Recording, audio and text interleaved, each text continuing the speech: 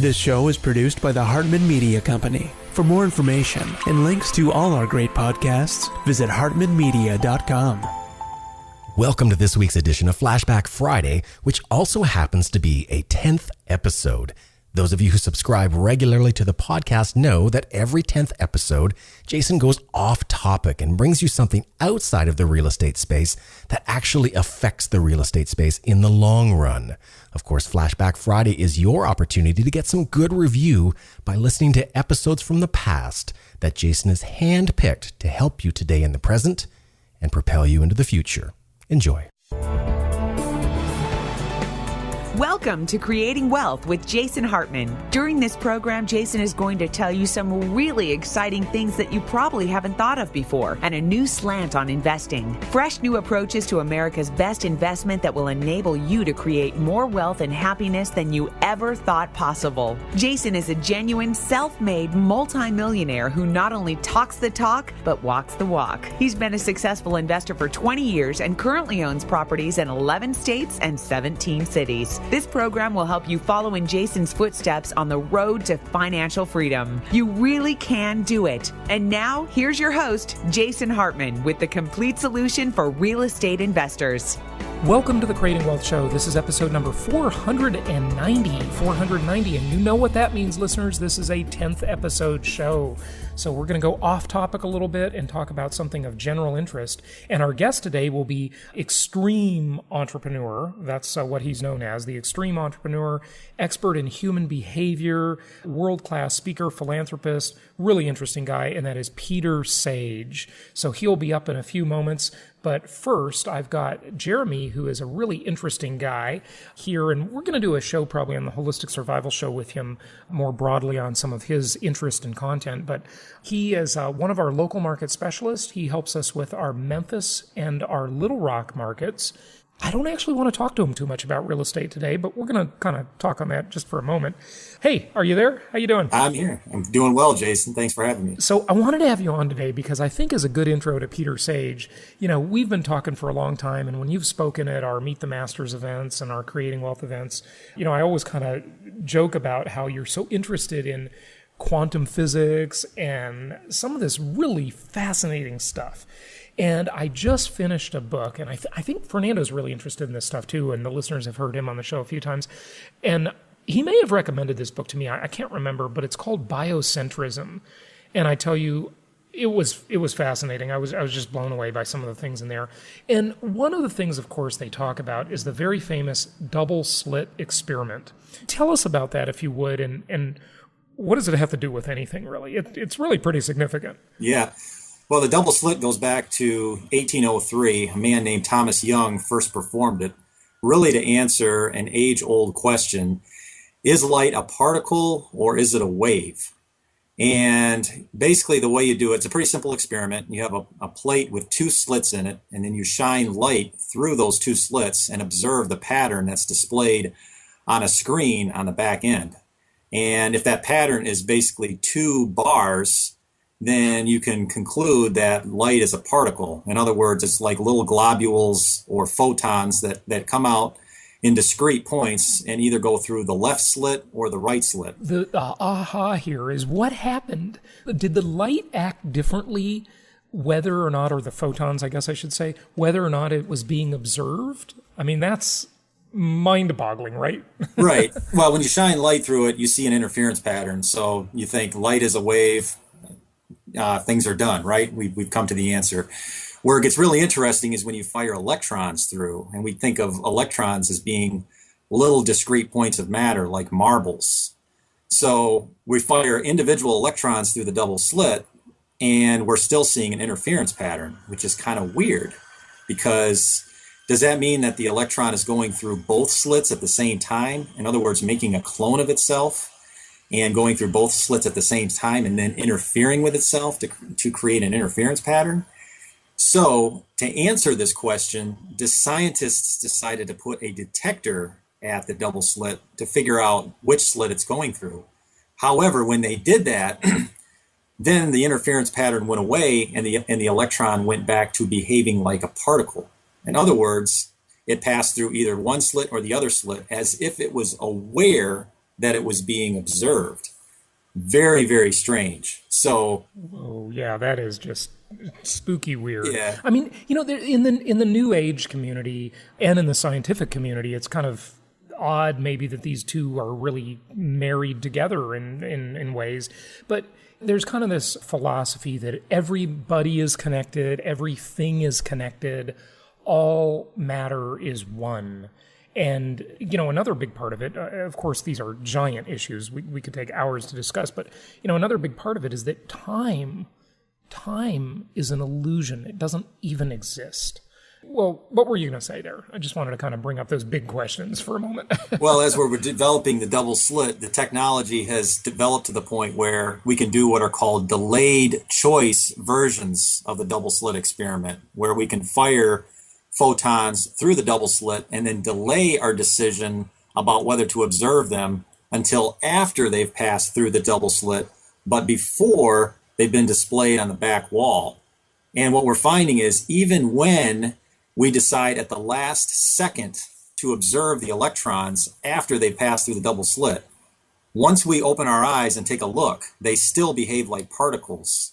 And it's as if they went back in time to the point when they left the gun and then decided to behave like particles based on a future decision to be observed. And that's where things get really strange in terms of our perception of time. So, breaking this down, you fire electrons through the gun. They pass through the double slit. All this time, the detector is off. Just before they hit the back wall, we turn the detector on, decide to observe them, and then they go from behaving like waves to behaving like particles at the last second, as if they went back in time retroactively and decided to behave like particles from the point that they were fired. And there are actual experiments, including the delayed choice quantum eraser version of the double slit experiment, that confirm this. So, bottom line is, it's not anything in the experimental apparatus, in other words, interference with a detector or anything physical. What's causing the particles to behave, or the electrons to behave like particles instead of waves, is the observer's conscious knowledge of how the apparatus is set up and whether the electrons are going to be observed or not. So does this tell us that all matter has consciousness? Is that what we're alluding to here? It seems to imply that. It's almost crazy to even say that. I mean, does an electron have a highly complex computer built into it so that it can look forward in time and base its decision on its nature, waves or particle, based on a future event, whether it's going to be observed or not observed? And then, you can get really crazy with this and scale this up to a cosmic level. I mean, imagine an astronomer on Earth is observing light from a distant object, a quasar that's billions of light years away, and that quasar emits photons that pass by a dense galaxy that gravitationally lenses the photons, and they can either pass one way, the other way, or both ways around the galaxy. So essentially what you have is a double slit on a cosmic scale. And if the astronomer decides to use a two-telescope apparatus, in other words, observing which path the photons pass as they go around the galaxy, then they decide to act like particles retroactively at a point billions of years in the past. Conversely, if he decides to use a screen apparatus and not ascertain which path they pass, then he sees an interference pattern. So that's a mouthful, but it's almost like you could scale this up on a cosmic level and time has no meaning. You know what's amazing? I mean, look, we've all had experiences in our lives where we've had ESP, where we've experienced, extrasensory perception, okay, or telepathy. We've experienced coincidences that just are almost too crazy to be coincidences, right? And we've all had these experiences at one time or another. We've all had experiences with precognition, where maybe in a dream we'll dream something and then it will happen. And, there's a lot of talk about the law of attraction. And years ago, I got really interested in something called holographic brain theory. And really, I got interested in it as a way to achieve goals, as a goal-achieving mechanism. So suffice it to say a couple of things. Number one, it's an amazing time to be alive. It's an amazing time to be alive. Okay, number one. But number two, in 5 or 10 years, because the technology is increasing so exponentially right now, and it always has, but especially now, that we're going to look back, and this is just 5 or 10 short years. This is not far into the future, in my opinion. We're going to look back and think, well, of course this was this way. We didn't understand it at the time, but it'll seem so obvious in the future. We'll act like, well, yeah, of course. Like, why didn't we understand that? Which are the things we don't understand today. Yet, look at how things have amazed us in the past technologically. So, it is really, really incredible. So, yeah, thanks for talking about some of this stuff. What, if anything, does it have to do with investing in Memphis or Little Rock? How's that for a segue? Well, I'm driven by intellectual curiosity. Real estate is a great business. It's a means to an end for me in terms of building wealth and generating income. But the bigger picture is we all have things that we're very passionate about. And, I think beyond real estate, business, and entrepreneurship, each of us needs to know what drives us. For me personally, science, astronomy, and just in general, intellectual curiosity is what is the fuel that drives me each day. So if any of our investors listening buy a property from you in one of your markets, will you give them a free double slit experiment? Oh, yeah, absolutely. If you buy a property from me, I will give you a breakdown of the double slit in all its glory, from Thomas's version in 1803 to the quantum eraser version in 2007. You got it all, baby. Awesome. What a deal. See, now, that is a direct response hook. That's what internet marketers would call it, right? Exactly. I bet you haven't heard that, folks, on any other show. Usually it's a free report on Jason's 10 Commandments of Successful Investing or something like that. But here we know our listeners are at a much higher level, so we want to appeal to their higher intellect. So that's great. Hey, Jason, it's not just quantum physics. If they want to hear a talk on dark energy, dark matter, or the Carrington event, I've got all that too, buddy. What's the Carrington event? The Carrington event occurred in 1859. And it's an extreme solar storm. In fact, it was a perfect solar storm that had a significant global footprint. Now, at that time, there was no technology other than the telegraph. And telegraph operators actually experienced sparks flying from their telegraphs and being electrocuted, and in some cases starting fires because of this extreme solar storm. The catch is, if a Carrington-level event geomagnetic storm were to occur today, it would destroy the power grid, and the fallout would be as much as 1/3 to 1/2 of the population of the civilized world could die off over a period of 5 to 10 years as a result. Yeah, I've talked about that. Basically an EMP, That's right, taking down the power grid and putting us back into the Stone Age. We've done several shows on that on the Holistic Survival Show. That is a scary, fascinating concept. And I'll tell you, folks, it's not weird or silly to just be responsible and have some basic preparedness. No one here on my show is saying, well, actually on the Holistic Survival Show, a couple people are saying it, but go live in the woods with a shotgun and a can of beans. That doesn't sound like much fun, but it's just responsible to have some basic preparedness. I mean, you can do this for $200 per person in your household. It just makes sense. I mean, this is just not. This is just prudent and smart.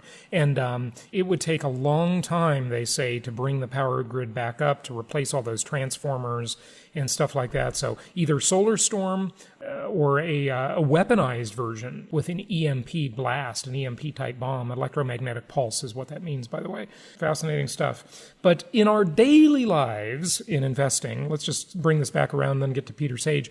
What's going on in the Memphis market and the Little Rock market? Our Arkansas, in Little Rock, is our only market in Arkansas, but that is the most landlord-friendly state in the country.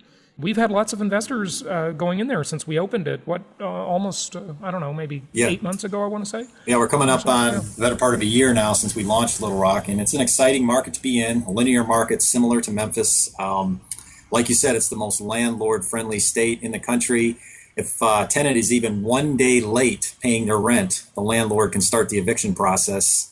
And if they don't vacate within a certain period of time, having not paid rent, it's a crime. They can literally be arrested, fingerprinted, mugshot, and in some cases put in jail. So, wow. Only state in the union where that can happen. Yeah, that's amazing. That's amazing. So, not that you'd even want to do that as a landlord. I don't think I would unless I just had a tenant that was quite literally a criminal. Right. The thing is, the fact that they know that possibility exists, it just gets them to behave in a whole different way. That's exactly right. So, yeah. How is the market there, and how is the market in Memphis? We're working on an upcoming Memphis tour. That's why I wanted to have you on today, a property tour, distressed property tour. Yeah. Yeah, the Memphis market is strong, and it's getting stronger by the day. The fundamentals are obviously still there in terms of the percentage of the population that rents over 50%. So you have a high tenant pool. Obviously, with FedEx here, AutoZone, International Paper, St. Jude, you got a strong core of jobs that are really driving Memphis. In sports, the Memphis Grizzlies are a contender this year. So if you're into professional sports like I am, that's a great thing. But the biggest thing is the numbers. I mean, you still can get a property here at a price and at a rent rate that is well above the 1% rule and gives you those fundamentals in terms of cash flow. So, and I'll tell you, we've got a lot of competition. Hedge funds have come in here. We still have other turnkey providers here. So I think the biggest indicator for us, unfortunately, is that we have to fight every day to continue to acquire new inventory, which is both good and bad. It's bad in a sense because we would love to have a steady stream of properties, but it's good in that it tells you that stuff is not staying on the market very long. It's getting snatched up, and people are buying, both retail and investors. Mm-hmm. So give us like a sample property in each of those markets. Which one is more expensive? Is Little Rock more expensive than Memphis? They're about the same. I would say they're comparable.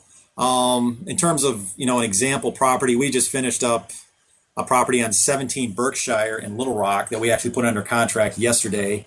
And, this is it's a 3-bedroom, 2-bathroom house, 1,200 square feet, rents for about $1,000 a month. And, we sold it for $95,000. So that's one example of a property in Little Rock. And then in Memphis, we've got a couple properties that we're wrapping up. We got one on Seminary Cove and 3101 Seminary Cove. This one will sell for about $109,000. And it rents for $1,150 a month. Fantastic property. It's brick. It's 4 bedrooms, 3 bathrooms, huge kitchen, huge den with a fireplace. Property that you would envision living in yourself if it was a retail property. So 2,000 square feet. So those are the kinds of properties that we're doing. Stuff that sells between $95,000 and let's say $120,000. It'll rent anywhere from $1,000 to $1,200 a month. And, just throw off some really great cash flow. Yeah, good stuff. Good stuff. Well, thank you so much for joining us and talking about some of this interesting scientific stuff. It's quite fascinating. We'll get you on the Holistic Survival Show and do a whole show about it. That sounds great. Sometime. So let's do that. And folks, go to jasonhartman.com. Take a look at properties in Memphis, in Little Rock. I'd say in Memphis, we're coming up on way over 100 transactions. We're probably close to 200 transactions in Memphis so far. I'm just guessing. So we've done a lot of business there. Little Rock, of course, great too, doing a lot of business there as well. So there's some good properties, great rent-to-value ratios, landlord-friendly markets. Go to jasonhartman.com, click on the property section, and check them out. And let's go to our guest today, Peter Sage. And again, this is a 10th show, so, we'll talk a lot more in depth about real estate on non-10th shows.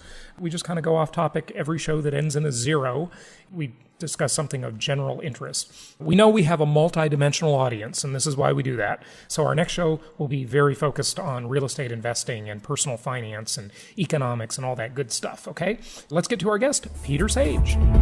It's my pleasure to welcome Peter Sage to the show. You've probably heard his name. He is the founder of Space Energy, former chairman of London Yes Group, and member of the Entrepreneurship Advisory Board for InSeed. And he has had many businesses, many adventures, and is just an all-around very, very interesting guy. And I've also got a co-host who actually recommended him to the show today, and that is our client, Fernando. So welcome to both of you. And Peter, what are you up to nowadays? Great question. And first, thank you for the invite and for the opportunity to be able to share. And that's really ties in with the answer to the question, because right now, most of my focus is really on about being able to take a lot of the lessons that I've learned as a serial entrepreneur for the last 25 years and with a passion in personal development and understanding human behavior, and bring that to a wider level of awareness to hopefully help people either get through some of the frustrations that seem to be so prevalent in today's society, or help them get through to the next level that they've been trying to get to, with maybe some shortcuts through some of the mistakes I've made or some of the lessons I can help people along the way with. So that's really where my core focus is right now, is on sharing my message. Remember, you're listening to Flashback Friday. Our new episodes are published every Monday and Wednesday.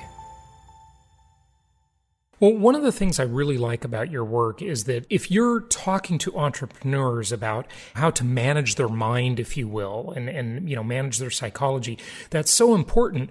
And most of the speakers and gurus out there that are doing this, they just have had one business, their own info marketing business, right? But you really are a serial entrepreneur. I mean, how many companies have you been involved in? I actually lost count. I think it's 22 or 23, somewhere on there, that I've started. Actually, I started all of them apart from one which I bought.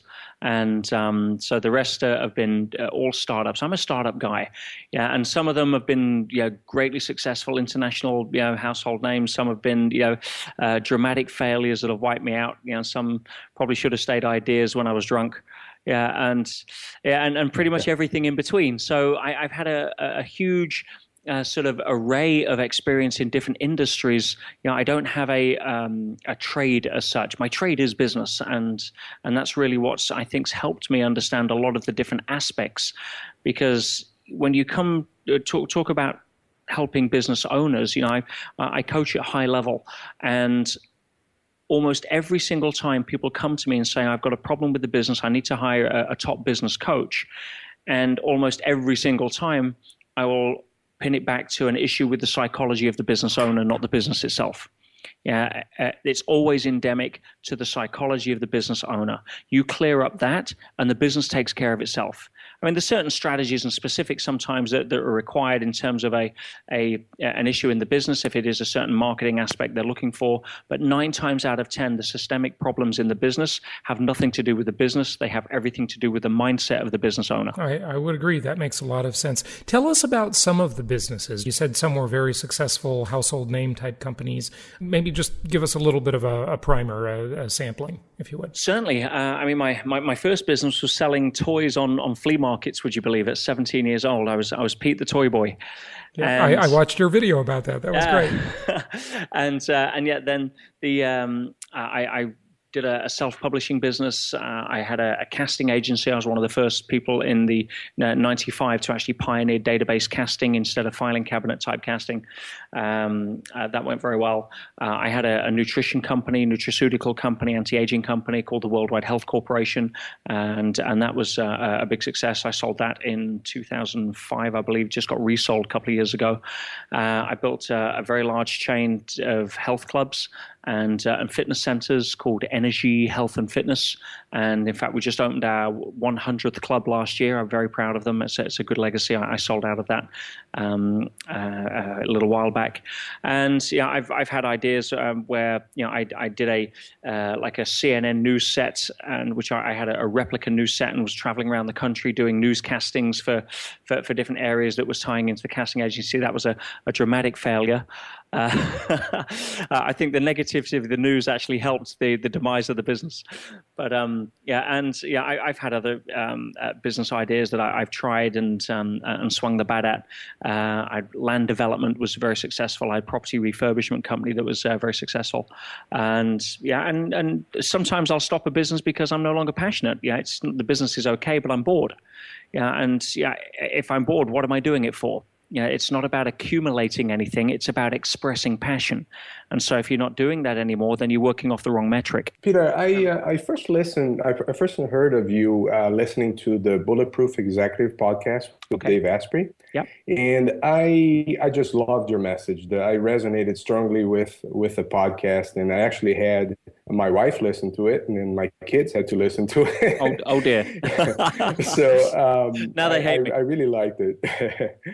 I do have a question or several questions related to that. If you could expand on some of the concepts. Of course. One of them that I really try to expose to my kids is the concept of the emotional IQ and the financial IQ, and how you actually apply and use those concepts to your bank accounts, and use an analogy for how bank accounts work. So can you expand on that a little bit? Certainly, and for the listeners here that may not have had the opportunity to listen to the Bulletproof podcast, I'll give a little bit of context.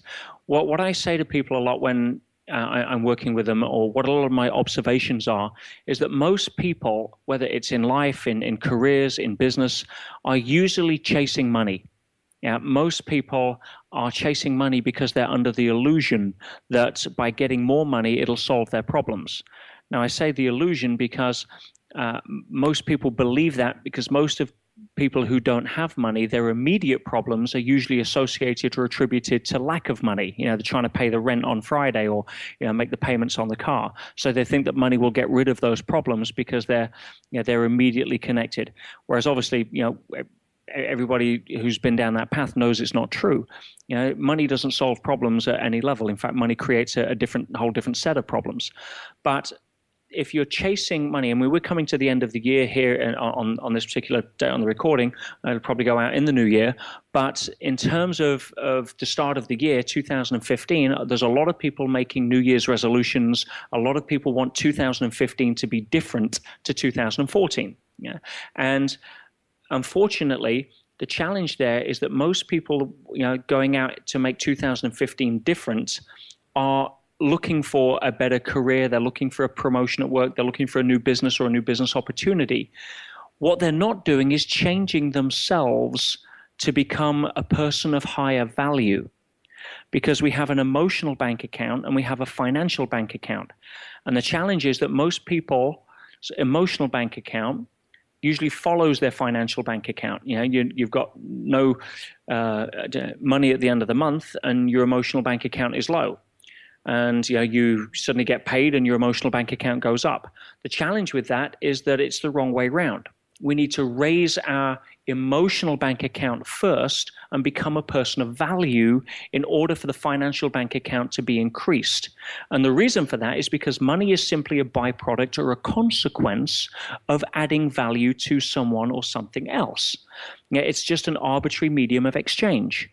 Most people don't understand that the only place in the universe that money means anything is in the mind of man.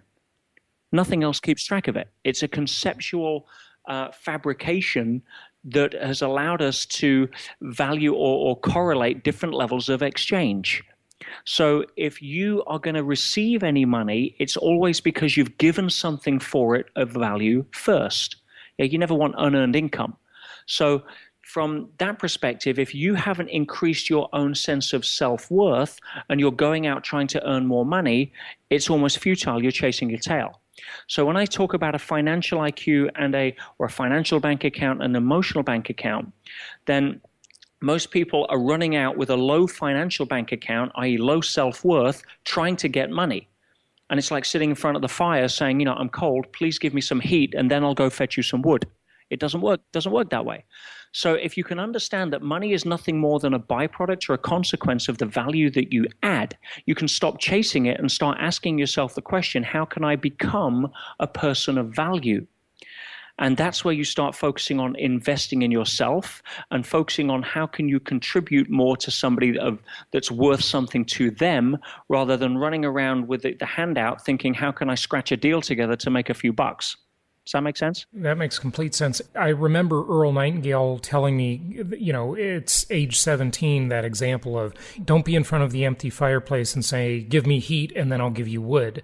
But I think the challenge for people is that this is kind of amorphous, it's not a develop yourself. I mean, great advice, obviously, and, give value first, don't have unearned income.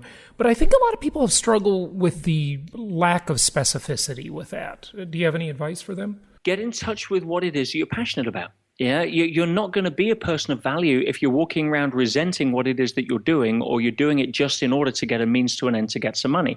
Now, it's hard to turn around. And what I'm not saying here is go give up your job and follow your dream. I mean, that's just Disneyland thinking. That's going to put more pressure on people that can't handle that level of uncertainty.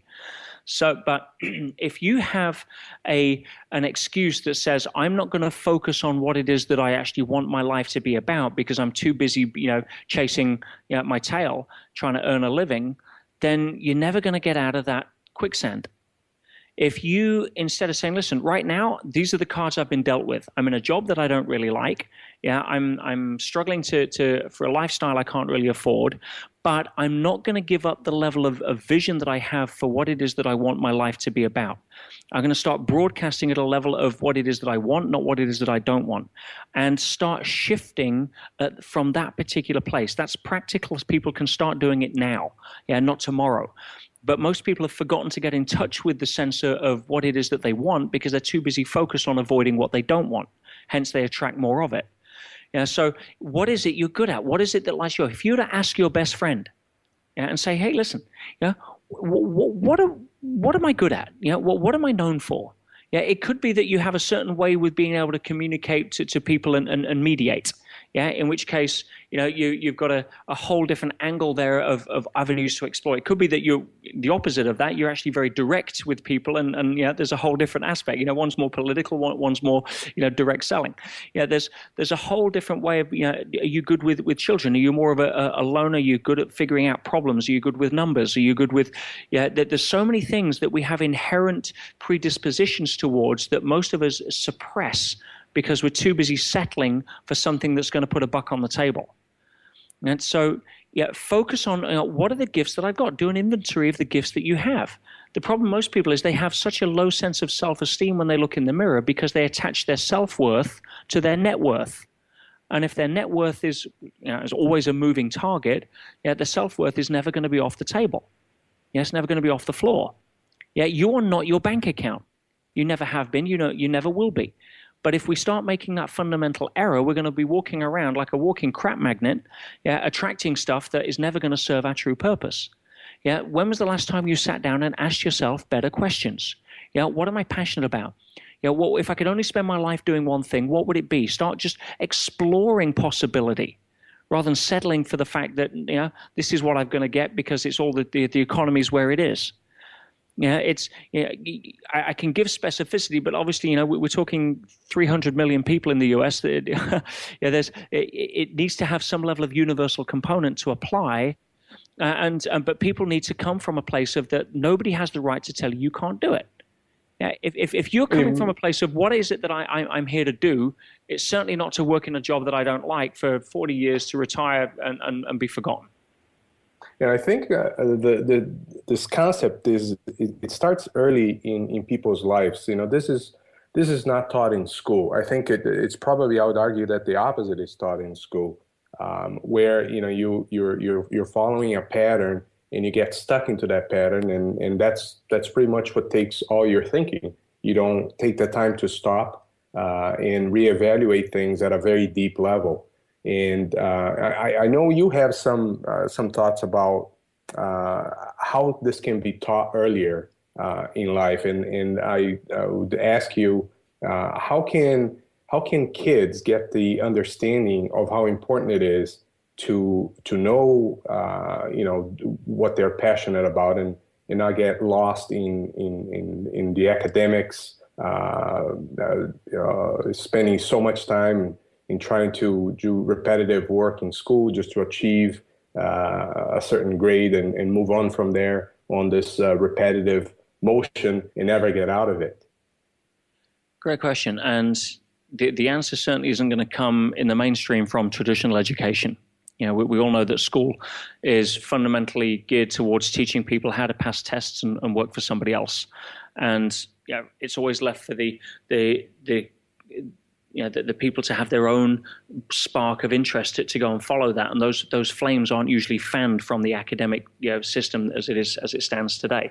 It's more geared to drill process and conformity than it is celebrate individual uniqueness. So it really comes back to the parents. And the challenge is most kids these days, don't come with an owner's manual. When parents have a baby, there's more instructions with their DVD player than they walk out of Sears with than when they walk out of the hospital. So, so everybody's trying to figure it out, and we're all just grown-up kids at the end of the day. So, as a parent still dealing with their own stuff, one of the things I would recommend is, look, one of the best things you can give your child is a level of self-esteem. And you get self-esteem just very similar to how you train a dog. You train a dog for excuse the parallel, but you train a dog by positive reinforcement. Not by making it cower in the corner every time it does something wrong. And for kids to be praised and to have any negativity reframed in a way that serves the lesson or serves or leads to a better or a higher level of looking at it is what the parents would, in my opinion, would do better to do rather than tear down the child because they got a B instead of an A. All the kids are looking for is approval, recognition, love, connection, validation. And if you can find a way of giving them that, if they get a D, celebrate it wasn't an E. Encourage them to be better so that next time it's a C or a B. And start putting that level of spin. You will build their level of self-esteem rather than put pressure on them to think they have to earn the right to be loved, approved, or validated. If they can be conditioned to find that from a place of knowing that they're already good enough, then you're really going to start giving them permission to find what their passion is rather than feel judged for going to do it or feel silly or trapped that the fact it won't be approved of at whatever level of approval they seek. Peter, I know that you have an incredible story. You dropped out of school when you were 16. You started your first company at 17. How did this idea of trying to prove yourself and having maybe difficulties with self-esteem played a role when you were that young? What was going through your mind, and what advice do you have for people that are maybe that age? For me, it was all in retrospect, because at the time you don't see it. I didn't see the patterns I was running until long after the fact. And for me, it was really a case of my parents, we were hardworking. We lived in sort of council accommodation, and they saved up enough to try and get me into a private school, which was quite against the norm in the neighborhood that I was in. And when I was 10 years old, I actually, my mum sat me down and said, look, we can't afford to keep you in the private school. You're going to go to the state school system, which is a bit of a lottery when it comes to how well you're going to do. At least in a private school, just like if you're going to Cornell or Harvard or Stanford, whatever, you'd expect a good education because it's forced upon you in a way. The system supports that. Whereas in the traditional education, it's usually a coin flip. The teachers are there focused on getting you through the system to graduate, not on expressing and bringing the best out of you. So for me, my parents got into a situation whereby they were worried that they'd just lost the guaranteed university place for their child. And so I was conditioned at the age of 10 years old in the summer holidays between the two schools, that transition. My mom and dad were like, listen, if you don't work hard, you'll probably end up emptying the garbage of the people you were just at school with. If you don't work hard now, the teachers aren't going to push you. You won't go to university. You won't get a car, all this stuff. And it scared the bejesus out of me. It really did. But in that moment, an overachiever was born. But it was born out of fear. It was born out of, I have to do this, otherwise I'll sleep on a park bench in winter. Mm-hmm. So for me, the two-edged sword was I felt that I had to prove something. I developed an unconscious, consistent question of how can I achieve more, because that was the route to validate myself for my parents. And everything I did from 10 years old, I excelled at. Was I happy? No, not at all, because as soon as I'd achieved something, I'm asking the question again, how can I achieve more? It was always raising the bar. So I didn't see that until I looked back in my sort of later 20s when I was doing a lot of deep work around uncovering the patterns that we run as kids and as adults. And for me, it was a case of if I'd have known I was good enough at the time, I may not have achieved as much. I was millionaire at 22 and all this business success, absolutely stressed out of my brains and miserable as hell. I was an idiot to work for. Nobody liked me. But I was achieving because I felt that was the path. Whereas if you can turn around and and show somebody that they're already good enough, and now they're free to go and do what it is they want because it's something that they are passionate about, not because it's something they need to prove themselves. And parents need to be careful when they say it could be an offhand comment. If daddy says you're not good enough, you're going to take that with you for a long time. You've got parents that have chosen the careers for their kids, and you see this in many different cultures in advance. You get people that trying to prove their worth to their parents that are in careers 20, 30, 40 years later that they just don't enjoy. It's a travesty of freedom of individuality. So, if you want to chunk it down, most of the patterns that I see that are limiting patterns that people run, whether it's in business or life, come from the place where we perceive we either did or didn't get love from the place we most wanted it from as a kid. And if we still carry those patterns around, then chances are it's going to be affecting us right now unconsciously, even if we're 65 years old. Yeah, it sure is. Peter, just a very kind of general question of the ages for you. So there's a lot of latitude on this one. But can people change? I mean, why is it that some people struggle, and some people just seem to improve themselves, change themselves, to what the world wants so they can get what they want and achieve great goals and live happily ever after? How's that for a general question? And see if I can understand the question. Are you saying why is it some people do that and why do some people struggle to change? People who are struggling will generally say that they want to have success, they want to achieve things, they want to make a difference, they want to contribute more. They just can't seem to get themselves to do it, I guess, for reasons unknown, at least to me. Whereas some can just do it. I mean, is it that simple? Just do it, Nike, Do we go back to that, or is there a lot more under the surface than that? I was going to say, on the surface, yes. Underneath the surface, there's always a lot more. Yeah, and that comes from the patterns that we're running, again, usually linked to self-esteem. And also the fact that you've got two different aspects here that are very rarely discussed. You've got strategies and skill sets. If it's just a case of, I've got the want to, I've got the desire, but I just don't have the how to. If I want to see a sunset and my strategy is to run east, it's not going to happen, no matter how badly I want it. But you've got the strategy side, but then you've also got another side that's rarely talked about, and that is levels of awareness, levels of consciousness, whatever language you want to put on. I don't want to get too esoteric here. I want to keep it real. But you will usually have people that stop growing emotionally round about teenagers and then play the same patterns for a long time to come. So, if you've got, for example, a situation where you have, and see if you can bear with me on the example here, it's quite powerful. If you take a glass of water, and if you fill that water with something, that the stuff inside that glass, if you imagine that, a glass half full of water, if you imagine the stuff inside the glass is the stuff of your life, it's the content of your life, it's your job, your career, your family, your money, your no money, your religion, your hobbies, your whatever, it's the stuff, it's the story, it's all the stuff.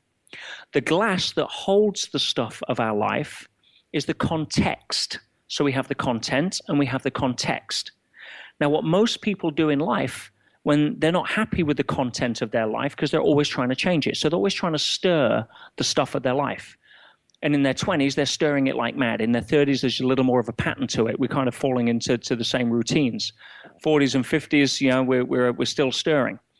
And we're saying, I don't like this clear stuff in the glass. I want blue. I'm sick of this transparent level of clear. It's all boring. Changing the content again. Yeah, I want blue. I'm going to hang out with blue people. I'm going to drive a blue car, eat blue food, get a blue job. Yeah, watch blue films, whatever. It's all about changing what they have. And the challenge is you see other people that don't have that stuff going on, but instead of changing the content, they shift the color of the glass. Now, if you were to change the color of the glass, how you hold the content of your life to blue, instantly everything that was in your life would appear to look blue. But you didn't change anything. You changed the way you held it. And what causes people to change the way they hold stuff usually is a significant emotional event. either they hit rock bottom or their spouse leaves them, or they get fired, or they lose something that's precious and realize that it's more than money to life. Whatever it is, if you get a significant emotional event, it could be a health issue, it could be a near-death experience, whatever it is, and all of a sudden nothing about the content of their life changes. But everything about the context changes, and then, of course, everything in their life changes as a result. Yeah, absolutely. And so I love the content example. It's kind of that old thing of, fish, they live in water, but they don't see the water. And so we have this sort of, the context is kind of invisible to most people. But and what you said was very true about an event. It will usually cause that big shift rather than rearranging the furniture in the living room or changing the color of the liquid in the glass concept. But, does that have to be, I guess maybe the trick is, and maybe you're going to lead us right to this, Peter, and it's brilliant the way you're doing it, is that we have to be able to, at will, change that context without suffering, hopefully, from some big negative event like a terrible crisis, our significant other leaving us, a near-death experience, whatever it is, to shift that at will so that we can make transformational change. How do we do that? How do we change that context without going through a real low? Well, there's two ways. One way, which I just said, a significant emotional event is usually where you link massive pain to your existing condition to the point where you hit threshold and want to change. That's usually what happens when you don't listen to the signs for long enough, whether it's a mini heart attack, because you've been eating too many Cheerios, or whether it's something else. But there's usually enough signs en route. Whether it's that gut feeling that says you shouldn't really be doing business with these people, or whatever it is. So that's the pain side. The way to shortcut that is to go for the pleasure side. And that comes back to what we mentioned right at the beginning, which is passion. If you can ask yourself, if you can stop sleeping awake, if you can wake up from the hypnosis that most people are in, where they're walking around as a giant reaction machine to life rather than a proactive, engaging machine to life, then you're going to start being able to tap into that level of spirit that causes you to go out and be the person you want to be. Now, you don't have to wait for a heart attack before you put down the Pringles. You can get inspired by tapping into that level of passion. So ask yourself the question, what's most important to you in life? Is it being able to see your grandkids get married? In which case, carrying on smoking 20 cigarettes a day is probably not going to get you there.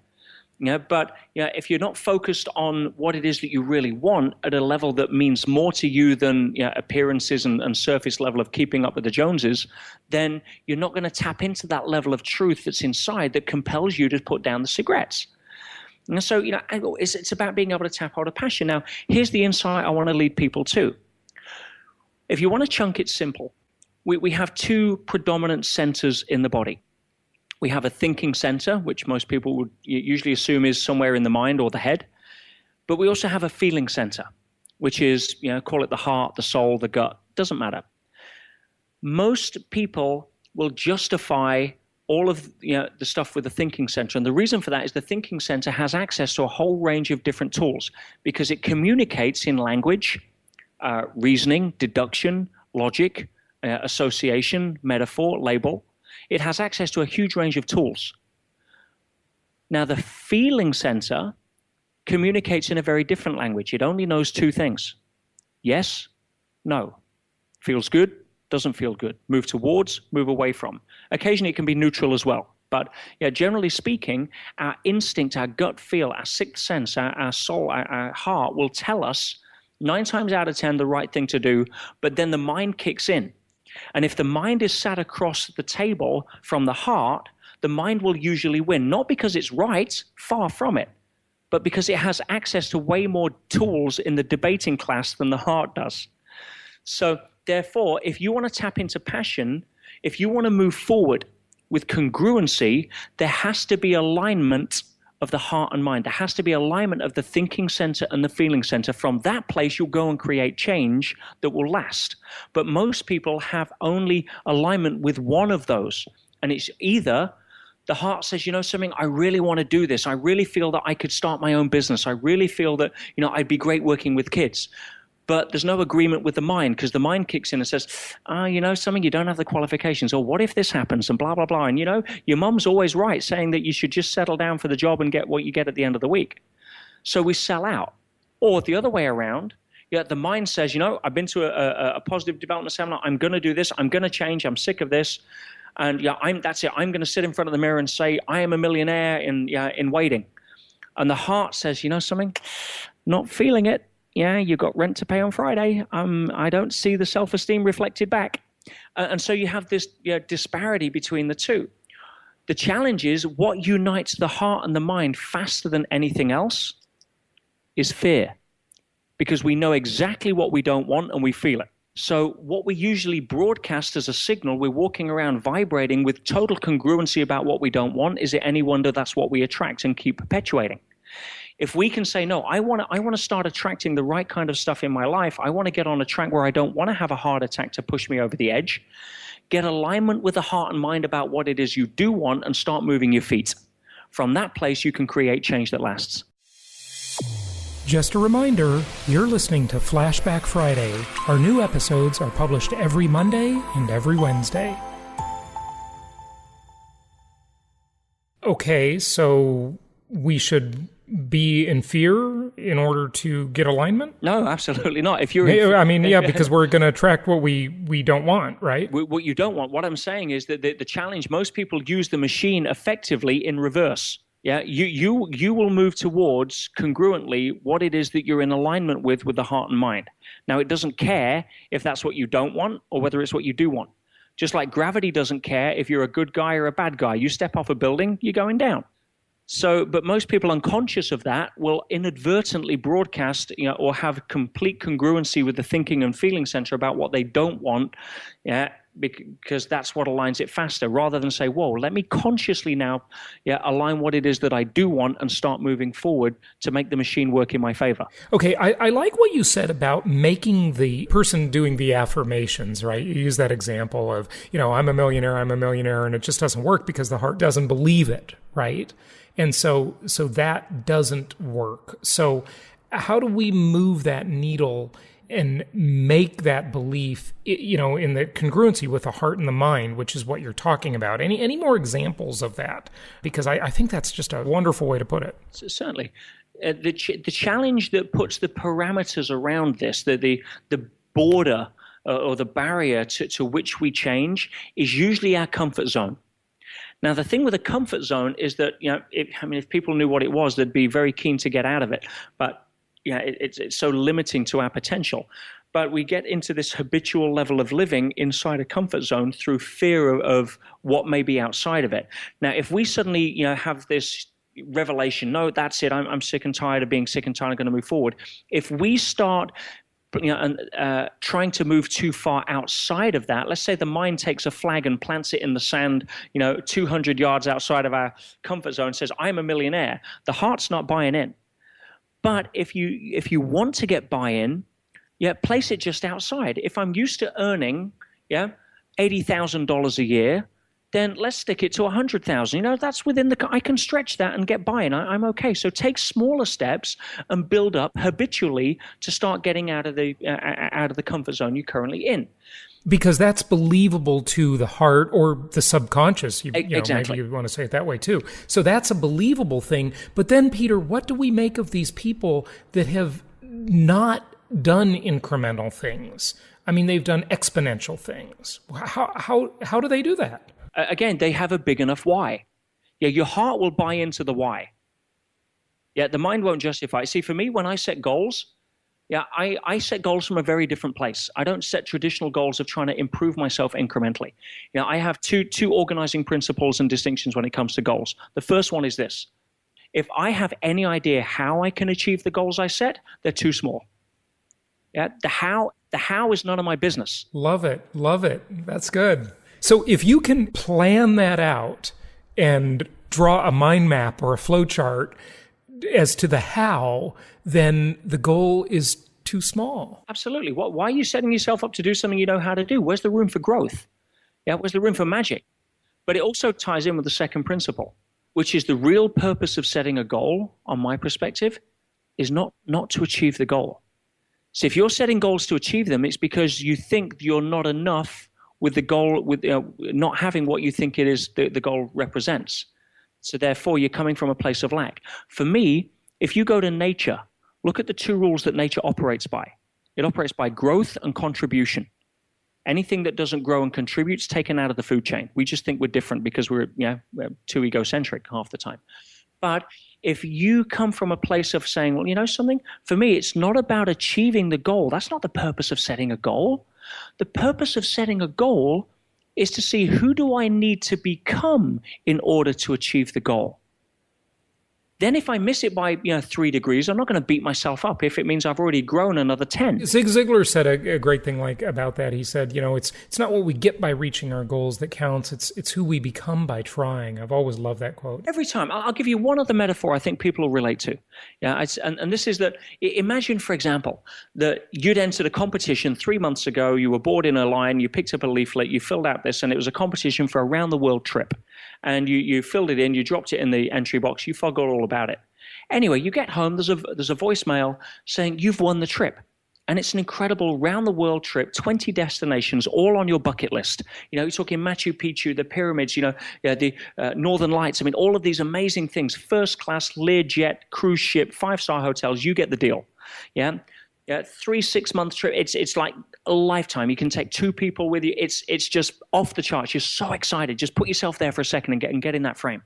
And we do what we do as human beings when we experience a level of emotion, happy or sad, is we want to share it. So we pick up the phone to our best friend and we say, hey, guess what? You're not going to believe what's happened. I've won this amazing trip. I've checked it out. It's all real. It's all booked. The tickets are on the way. I leave in 2 weeks. Unbelievable. I've got all these destinations we're going to go. And before you say anything else, they cut you off. They say, well, hang on a minute. Well, what's your final destination? Where do you end up? And you're like, well, hang on a minute. I don't know. But let me tell you about the trip. We're going to all these places. And, well, no, I don't care about them. Well, where do you finish? And you're like, well, I don't really care. I've not looked that far ahead. I just want to enjoy the trip.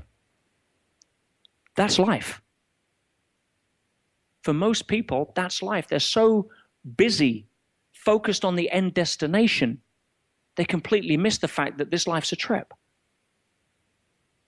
And as a result of that, we get upset about all the different places we go because we're ignoring the magic in it. The goal isn't about where you're ending up. The goal is about who do I need to become as a result of this that can compel me to become more of who I am and the best version of me possible. Otherwise, why am I here? Yeah, great question. Yeah, I know, as I said earlier, it's certainly not to spend 40 years of my life working 9 to 5 in a job for somebody who doesn't care enough about me to other than give me wages that I probably never met, so I can get to the end and get a watch and wonder what happened. Right, yeah, and that's unfortunately what so many have done with their lives.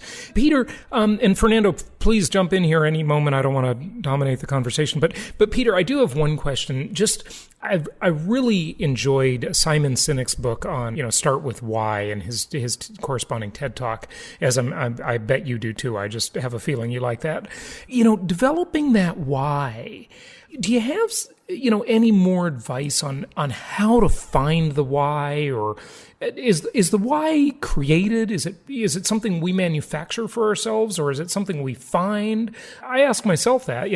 I sort of struggle with why. In the financial world, I don't need any more money, but it's kind of a nice challenge, and there are things you can do with money. So it's not a need thing. It's got to be a why thing. What can I do? What can I contribute? What influence can I have with it, right? You absolutely. You come back to, I think it was 2007, and the biggest selling nonfiction book in the US was The Purpose-Driven Life, by Rick Warren.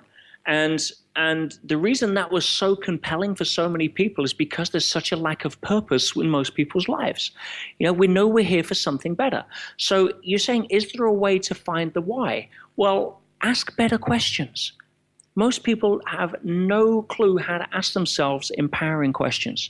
And questions direct your focus. Questions direct your thinking. It's the way you get to program your own sat-nav.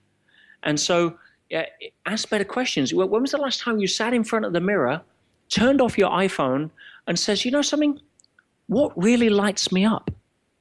What am I passionate about? And actually held that level of self-inquiry long enough to get a congruent answer. rather than distract yourself with, what's the latest post on Facebook that nobody cares about.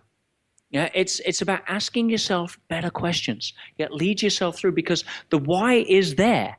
The heart, I told you earlier, the heart speaks in two tones. Yes, no.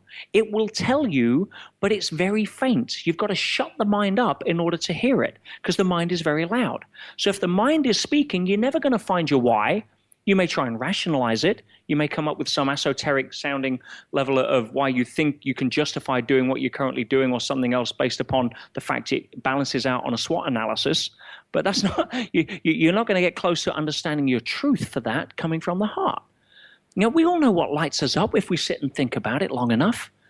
But the other thing I'd encourage people to do is not get caught up in searching for their purpose, because then the mind kicks in again and takes you on a merry-go-round.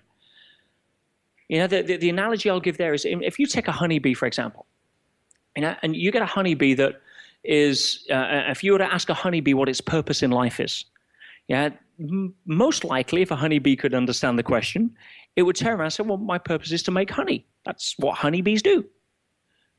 But you and I would know different. You and I, from a higher level of awareness, would know that the real purpose of a honeybee isn't to make honey.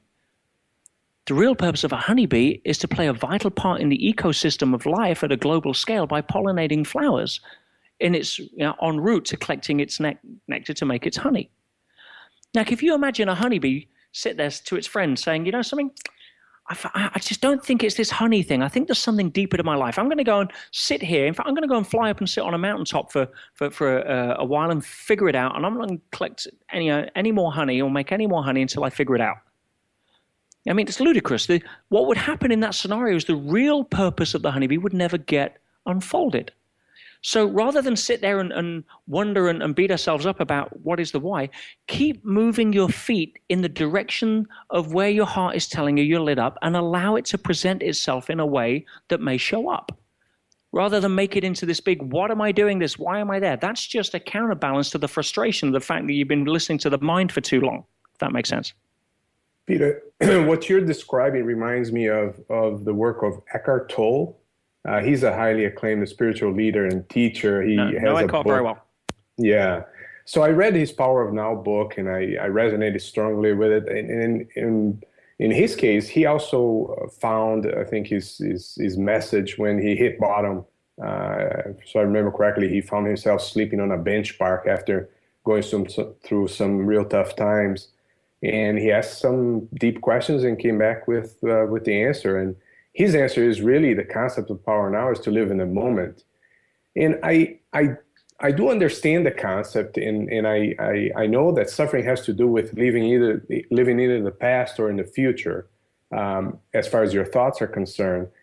But the difficulty, I think, for me, and I probably would say for most people, is to the day-to-day awareness of Correct. Being in the moment. I understand the concept. I know how important that is, but how do you, for lack of, prevent yourself from falling back into the same old routine? And when I hear an inspirational talk like you just did, how do I keep this on a day-to-day basis as part of my life? Well, wonderful question, Fernando. And if you'll permit me, I'll share with you what I believe to be my answer. Yeah, and I remind people I don't have any answers. I only have my answers. And if they're happy to point in those directions that are helpful, then that's great. I'm not here, and certainly not at the emotional level I used to be, where I needed to be right in order to feel good about what I'm saying. But there's three general ways that I found that will allow people to move forward in that direction. The first is the rarest, and that's what happened to Eckhart Tolle when he was at his rock bottom and he was depressed. He was in bed and he had suicidal thoughts and actually came up with the phrase, I can't live with myself any longer. And then actually his ego dissolved in the understanding of the duality that's revealed in that question of I cannot live with myself, which means if I can't live with myself, there must be two of me. And that awareness is what triggered the dissolution of his ego. Now, that is the basis of most high-level spiritual teachers throughout history that have affected people. They had an experience beyond the normal, but that's not available to 99.9% of the population. The other way to do it is immersive experience. If you go and become a monk or a Zen master, and I've spent a lot of time with living in monasteries with Zen masters and studying the different ways of monks. And I'm certainly not a Zen master, and my lady will vouch that I'm certainly not a monk. But there is a way to be able to do that if you do a full-on immersive experience. But again, that's not available to most people, which leaves the third way. And the third way is to little and often. We're cybernetic creatures. We're creatures of habit by design.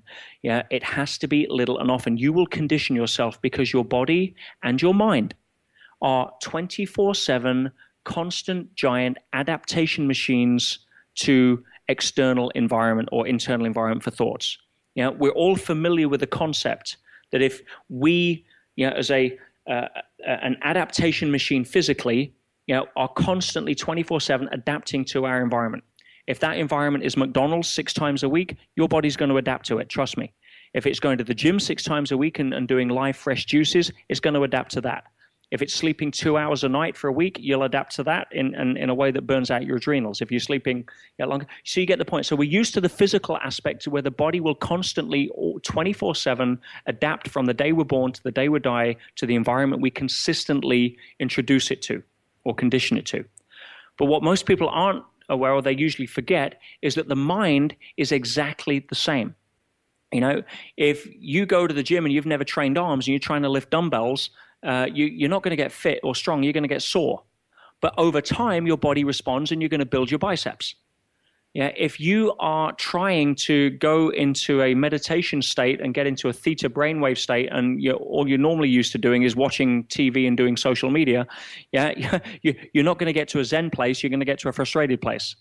But if you can do it over time, that's why consistency is so important. I have a morning routine whereby this morning I have a meditation room in my house. I go and quiet my mind. I seek repose. I sit in silence. It conditions the mind for you to be able to control it. Because the challenge is most people identify themselves with their mind and they can't separate that. Whereas it only takes a little bit of self-reflection to understand the truth that, of course, you're not your mind, just as you're not your body. There is a sense of you that's way beyond that, that's far more powerful. The you tells the body to move, the body will move. But you're not your body because you've got a very different body now to when you were 5 years old or when you're 90 years old, but it's still the same you. It can't be the mind because the sense of you becomes so alive when you're standing on a beach looking at a sunset, holding the hand of somebody you love, and the mind is in complete silence, but you feel alive. So you can't be the mind. That essence of who you are is behind that. And if you can get in touch with that, even if it's for a little time, even if you go into the gym and just lifting a couple of weights every day, you're going to respond. So, don't try and pray for instantaneous enlightenment. Odds are against you. If you want to go and live with the monks and spend 20 years on a mountain, then be my guest. But that's not available to most people that have a family, kids, and a mortgage to pay. But what is available for everybody is to spend a little bit of time every day, 5 minutes, 10 minutes. Look up the heart math guys and get into a state of coherence and train yourself. Get into a state of where you're used to being quiet and turning off the phone, even if it's leaving it at home when you go to a restaurant. Start to condition yourself so you can unplug on your terms rather than get sucked into life on its terms, which is way too fast moving for most people these days, and stress is usually the result, versus becoming a master of our own thinking. Peter, one other thing I'd like to ask you, there's some big questions that I think most people have. Why are we here? And what's the purpose of it all? I remember watching a TEDx talk that you had where you described that unbelievable, gruesome week-long marathon you undertook across the Sahara Desert. And the pictures of the feet, that was bad. Don't do it. Good advice. But my question is, it seems that something as extreme as that brings you to a place of quietness and self-retrospect that allows you to answer some of these big questions. And I'm curious, did you get to your answer to why are we here and what's the purpose of it all? Certainly not in the desert, although the question, why am I here, was certainly asked on day 2, but it wasn't in context of the bigger picture, trust me. But I've looked at that. I'm a philosopher. I've studied some of the great minds in history, and I've spent many years looking at different levels of questions, existence and evolution, philosophy, theology, religion, spirituality. And so that question obviously is usually the ultimate question. And again, I have an answer, and it's only an answer for me. And what I'm saying, and what I'm seeing a lot, is that the real purpose of why I feel I'm here is to become the best expression of who I am that I can be. And that is a journey. It's not a destination, as we said earlier. Buddha wasn't born enlightened. He was born Prince Siddhartha, who then became a monk who eventually became Buddha. Who are we if we're becoming better day by day? If we're trying to be a better father, a better athlete, a better person, at whatever level, that's the path of why we're here, to express who we are and walk our truth.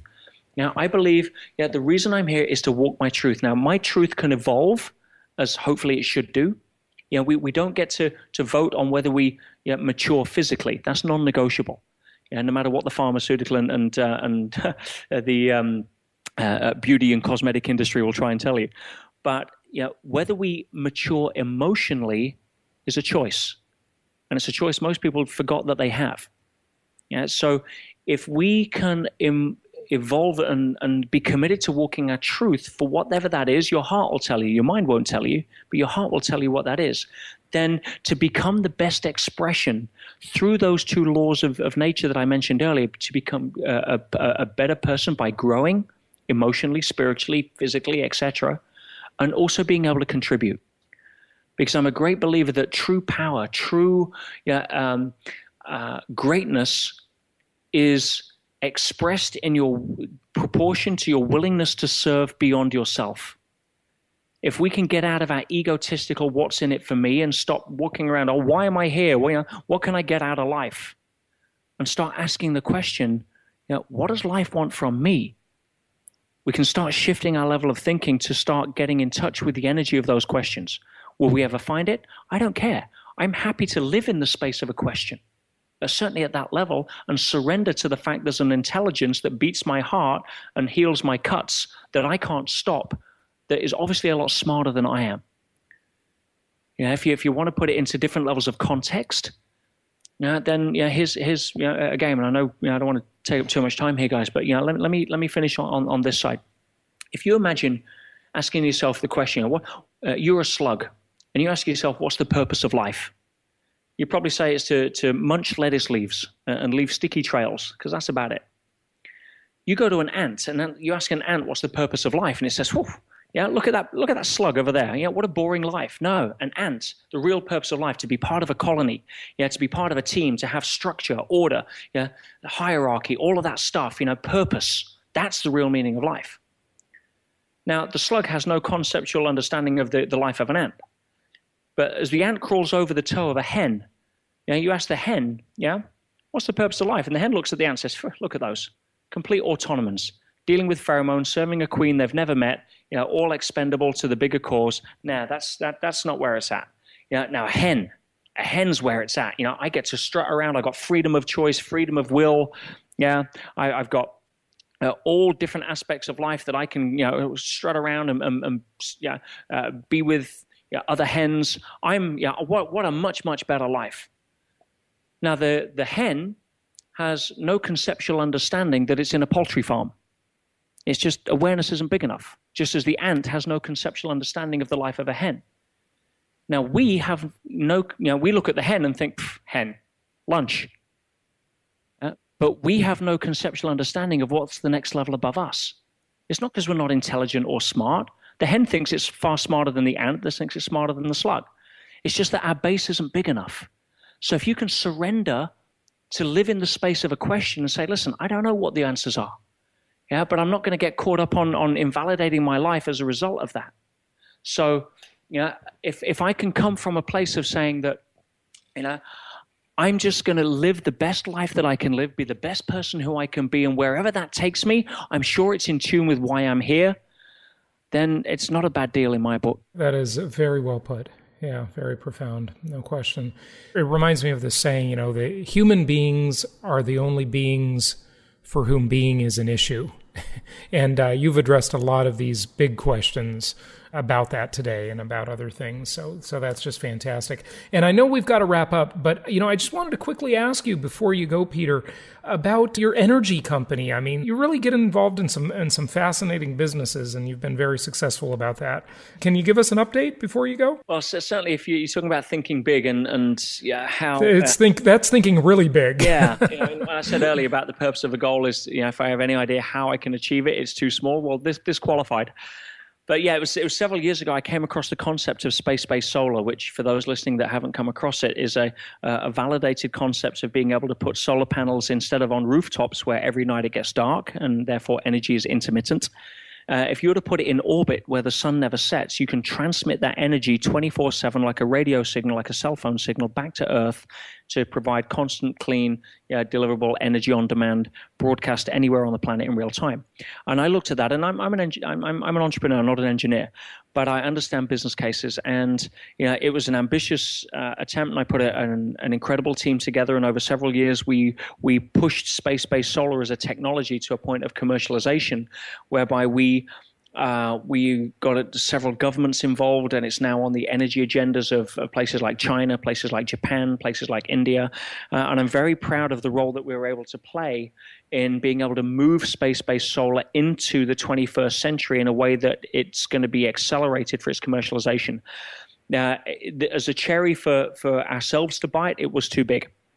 But you have to be able to partner with a government, I think, at that level. And again, we hosted symposiums in China. We worked extensively with different levels of government representatives, certainly in the U.S. And we very proudly, as I say, took the baton and pushed that forward. Will it happen in the next 10 years? It'll certainly have a lot more traction than it did. Will we see the first commercial application of space-based solar power in the next 20 years? Yes, absolutely. It's an inevitable technology. There's several futurists, George Friedman being one of them, that thinks that space-based solar will provide majority of the world's energy within the next 50 to 80 years, and it makes sense. And it was, I'm very proud of what I'd be able to do to be able to push that forward. And I put a lot of my personal fortune into that.